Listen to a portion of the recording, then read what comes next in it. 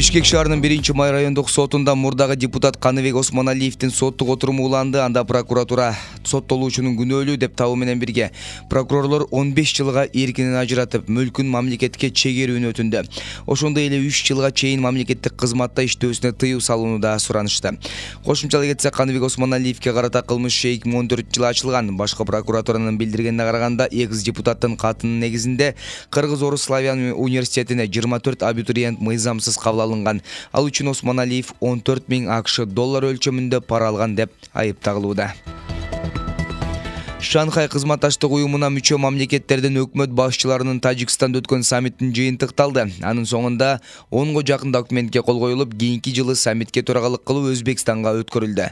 Кыргызстандын өкмөт башчысы Мухаммедкалай Абулгазиев Шанхай кызматташтык уюму алкагында кызматташууну өнүктүрүү, каржылоонун механизмдерин түзүү максатында Бишкек шаарында Шанхай кызматташтык уюму банкын ачууну да сунуштады. Ошондой эле соода экономикалык алаканы өнүктүрүү багытында 2025 жылга чейинки коюлган пландарды ишке ашырылуусунда белгиледи. Акыркы 3 жылда Кыргызстанда ветеринардык абал жакшы. Бул тууралуу чек ара ветеринардык санитардык көзөмөл башкармалыгынын башчысы Төлөн Ырсалиев кабарлады. Анын айтымында, аталган башкармалыкка Казакстан тараптан Кыргызстанга өндүрүлүп чыккан эт продукцияларына чектөө киргизүү боюнча кат келип түшкөн. Бизге расмий каттын келип түшкөнүнө 1 сааттай болгон. Азыркы тапта катты окуп, ага жооп даярдап жатабыз. Казак тарап жиберген катта алар кайсы фактыларга таянып чектөө киргизип жаткандыгы боюнча так жазылган эмес. Ал эми Кыргызстан болсо аймагында акыркы 3 жылда эч кандай ветеринардык оорулардын массалык түрдө катталуусу орун алган эмес. Абал жакшы, дейт Ырсалиев. Айта кетсек, бүгүн казак басылмаларында Кыргызстандын алынып келүүчү эт продукцияларын чектөө киргизгендиги тууралуу маалыматтар тараган эле. Депутат Дастан Бекешев саламаттыкты сактоо министрлигинин жетекчилигинен ооруканадагы тамакты жеп көрүшүн суранды. Бул тууралуу ал КСДП фракциясынын жыйынында айтып чыкты.